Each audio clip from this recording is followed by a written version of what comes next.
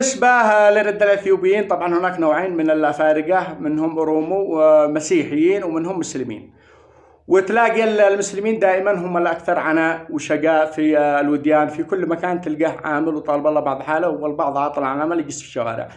أما المسيحيين فهم بيجوا علشان حاجة ثانية، لأنه لا يخاف الله ولا رسوله ولا عنده دين ولا حد يعرفه ولا بيشلوا منهم حتى أبسط المعلومات، لا تدري إيش اسمه وإيش جنسيته وإيش ديانته، أهم شيء غوجانية. وبعرض لكم هذا الفيديو لهم وهم يناشدوا اليمنيين، فاسمعوا كلامهم. السلام عليكم ورحمة الله وبركاته يا شعب اليمن. إيش في سوي يا كذا هنا؟ إيش تقولوا؟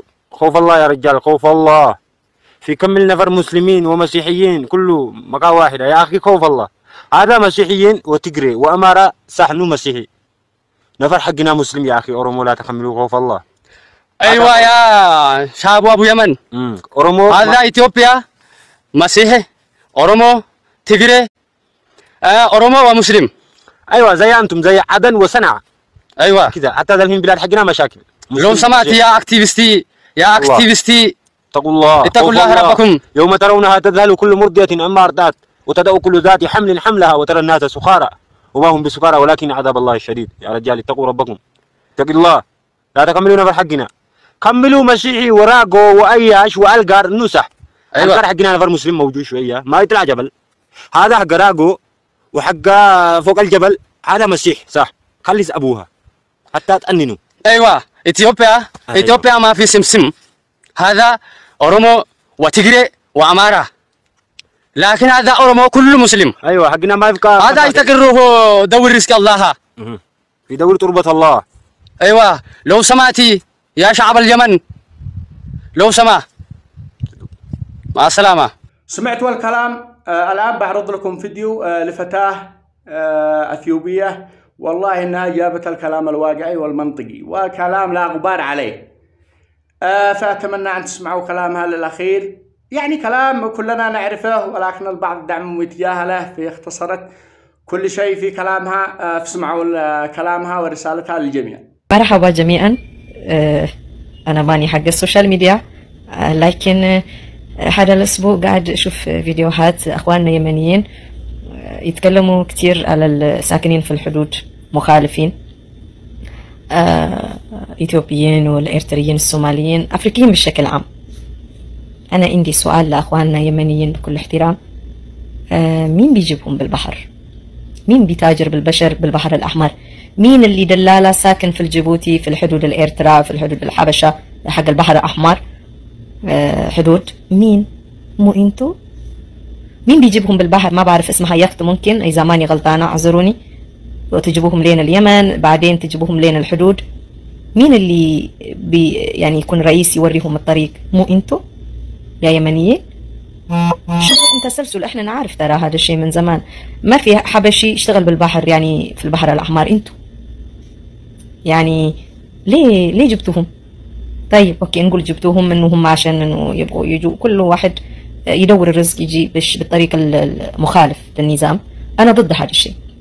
انا اتمنى كل اللي بيسمع هذا رسالتي، كل الافارقه والشباب البلدي بالذات احنا حبشيين اثيوبيين، اتمنى يجوا بالطريقه النظاميه، لانه دحين التاشيره مفتوحه للسعوديه، يجوا بالطريق النظام بالتاشيره العمل ويجوا يترزقوا ويقدموا على عمل، هذا الشيء بتمناه انا. لكن اللي بيجوا بالبحر مين اللي بيتاجر فيهم؟ مين اللي بيجيبهم؟ انتوا يا يمنيين، انتوا اللي بتتاجروا بالبحر. مين سكنهم في الحدود؟ مو انتوا؟ طيب اوكي سكنتوهم، تاجرتوا فيهم ممنوعات. طيب اللي بيموت اللي سلم ما مات وكمان يجي في الحدود، لانه غرقتوهم بالفلوس، فلوس الممنوعات. الله لا يبارك فيكم ولا فيهم اللي بيشتغلوا ممنوعات. مين ما كان ان شاء الله يكون ولدي، الله لا يبارك فيه ولا يوفقه، اللي بيشتغل بالممنوعات يحرب الممنوعات. مو انتوا الاساس لهذا الشيء؟ طيب قلتوا عملوا جيش في الحدودنا وقاعد يستأمروا بلدنا، يا حكومة فينكم يا حكومة؟ مين اللي باع لهم السلاح؟ مو انتوا اللي بيقتلوا؟ من فين جابوا؟ انتوا اللي بيقتلوا لهم الممنوع هذا شو اسمه السلاح. انتوا خليتهم يسكنوا، مش محبة فيهم للحبشيات ولا الأفارقة، لا، انتوا سكنتوهم في الحدود، اليمنيين اللي بتشتغلوا ممنوعات عشان تتاجروا فيهم. اللي بيموت يموت لما يحرب الممنوعات في الحدود، اللي سلم يجي مرة ثانية ويموت، الله يئن أمه أحلو. مو انتوا؟ ليش نكذب عن بعض؟ مين الأساس المشاكل؟ انتوا اصلا معلش على هذا الكلام اللي في يمنيين بيحبوا بلدهم يموتوا عشان بلدهم، يحبوا بلدهم كتير فيه، بس في كمان يمنيين يبيعوا بلدهم عشان 500 ريال. اذا لقوا 500 ريال ولا 1000 ريال سعودي يكزنوا فيه قات يبيعوا بلدهم اللي فيها وما فيها. هذا شيء معروف، لا نكذب عن بعض. دحين لا تجوا تقولوا لنا انه افارقه وافارقه، انتوا اللي السبب، انتوا اللي وصلتوهم لهذا المرحله، انتوا اللي جبتوهم بالبحر هذه يقت ولا سفينه. مين بيشتغل؟ مو انتوا معروف تجيبوهم، واللي وصل اللي ما مات ويموت في الحدود. اللي يقدر يبغى يجي السعودي ويقطع الحدود يجي، مين يجيبوا لين جيزان لين خميس مشيت؟ مو انتوا يا يمنيين. فتشوا حالكم قبل ما تتكلموا على افارقه وافارقه. اول شيء مين اللي السبب؟ مين الاساس المشكله؟ مين؟ انتوا. يعني لما تتكلموا على الجذور، يعني مين السبب؟ يمنيين.